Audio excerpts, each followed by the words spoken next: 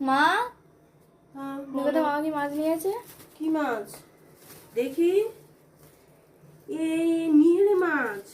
আর কি মাছ? চিংড়ি মাছ, তাই তো?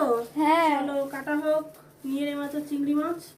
মাছের প্লাস্টিক নিয়ে চলে গেলাম উঠানে মাছগুলোকে সুন্দরভাবে কেটে নেবার জন্য।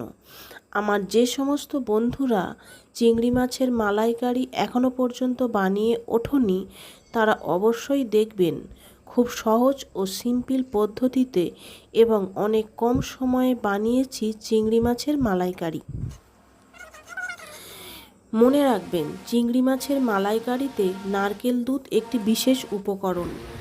এবার নারকেলটাকে কুড়ে নিয়ে মিক্সচার গ্রাইন্ডারে ভালোভাবে বেটে ছাঁকনিতে দুধ বের করে নিলাম।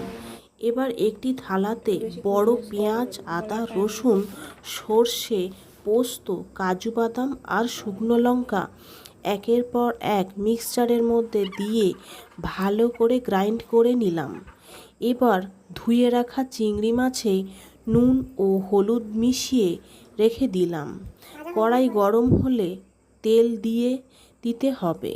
ওই গরম তেলে চিংড়ি মাছগুলো ভালোভাবে ভেজে নিয়ে একটি পাত্রে তুলে রাখলাম। কড়াই পুনরায় তেল দিয়ে মিক্সচারে বেটে রাখা মশলা কড়াইতে সবটা ঢেলে দিয়ে নাড়তে থাকবো। এবার কড়াইতে পরিমাণ মতো নুন ও হলুদ দিয়ে মশলা থেকে তেল ছাড়া পর্যন্ত অপেক্ষা করব। তেল ছাড়লে ভেজে রাখা চিংড়ি মাছগুলো কড়াইতে দিয়ে একটু নেড়ে চেড়ে নারকেল দুধ দিয়ে ফুটিয়ে নিয়ে সবশেষে ঘি ও গরম মশলা দিয়ে নামিয়ে নেব।